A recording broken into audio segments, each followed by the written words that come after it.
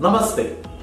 In the realm of the logistic industry, geopolitical dynamics and strategic realignments have consistently shaped nations' approaches to supply chain management.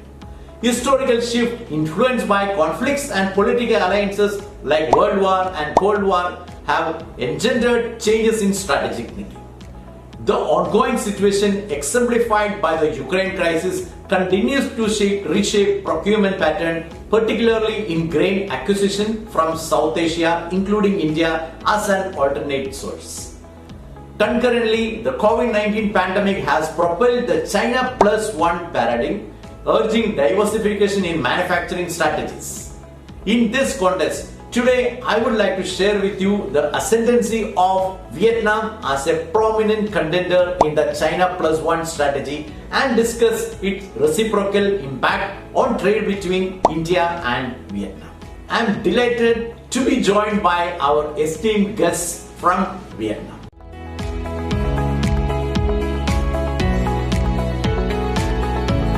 Let's begin by looking at the advantages of Vietnam's logistics position and its influence on trade. Number 1. Strategic geography.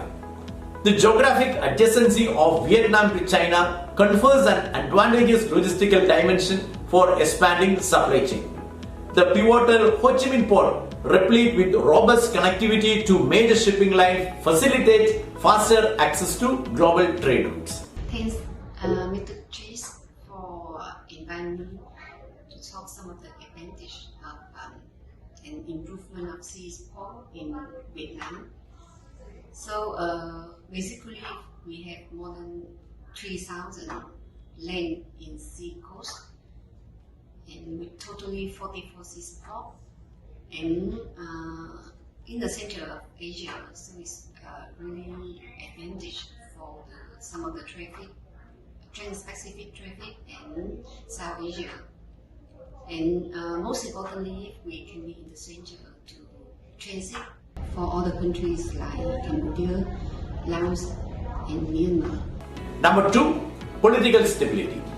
Over time, Vietnam has maintained commendable political stability, fostering an environment of conducive to investment for enterprises seeking operational steadiness. Number 3. Cost-effective labor. Compared to China, Vietnam presents a compelling position of cost-effective labor, bolstering its attractiveness as a manufacturing hub. The labor cost in Vietnam is keeping very low until now, and in the numbers, average wage of Vietnamese labor force is just $218 per month. It's just 1/3 of China, and it's the middle level in Southeast Asia. But not only the cost advantage to attract manufacturing from over the world to Vietnam, there are two other more advantages from workforce in Vietnam. The first is the number. Vietnam population number has just reached 100 million few weeks ago, and including the workforce of 51 million. The second advantage is skill. We have nearly 14 million of trains with skill from vocational college to PhD. Number 4. Skilled workforce. The demographic dividend of Vietnam showcases a burgeoning pool of skilled and young workforce, lending itself to roles that necessitate specialized technical proficiency. Number 5. Robust customs infrastructure. With adeptly functioning customs system, Vietnam's port streamlined import and export clearance procedures, containing dwell time and enhancing cargo flow. Custom in Vietnam is very simple and smooth because it's multiple reasons. The first is innovations. Custom service is the most innovative and digitalized transform in Vietnam now. And Vietnam Custom has started this system since 2040. It's almost 10 years. And second one is less inspections. Every year, Custom Vietnam now is processing around 12 million shipment through custom clearing system.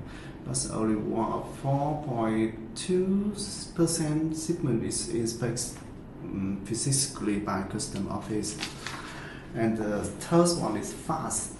The fast means the clearing time from you starting clear to the finish you can pick up the cargo. It's only 2 hours for export and 22 hours for import shipment.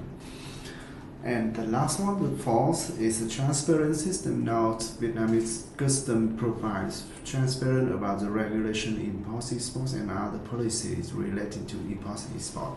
You can easily track and trade in custom portal in English, both in English and in Vietnamese. So in www.custom.gov.vn. Number 6. Modernized infrastructure.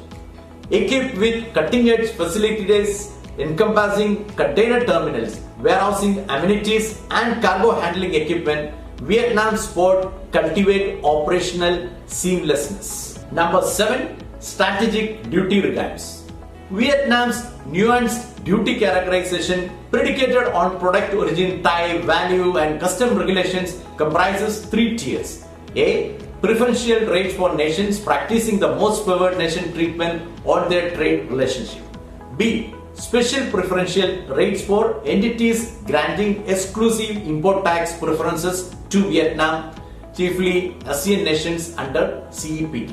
And C. Standard rate for entities withholding preferential treatment capped at 70% above government specified preferential rates. Number 8. Trade accords.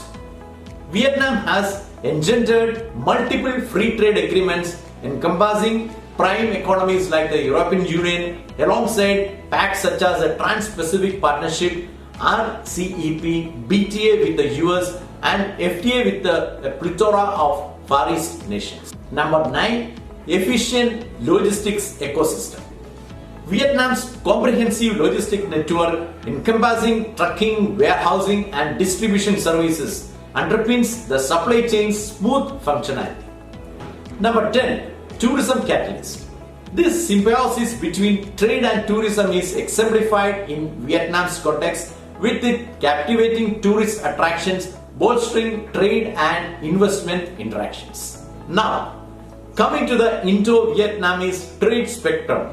Bilateral trade showcases robust figures, with India exporting goods worth 7 billion to Vietnam and importing commodities worth approximately $8 billion. The interesting fact is India's Vietnam portfolio includes export of 3,736 commodities and import of 2,080 commodities.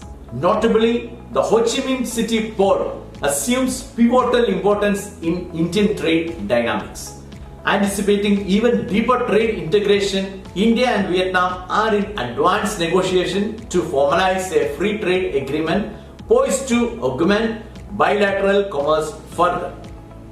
Well, I hope this episode of Logistically Speaking was insightful in understanding Vietnam's strategic growth vis-a-vis China and its subsequent impact on Indo-Vietnamese trade relationship. Do share your feedback in the comments. I look forward to seeing you again next week. Thank you.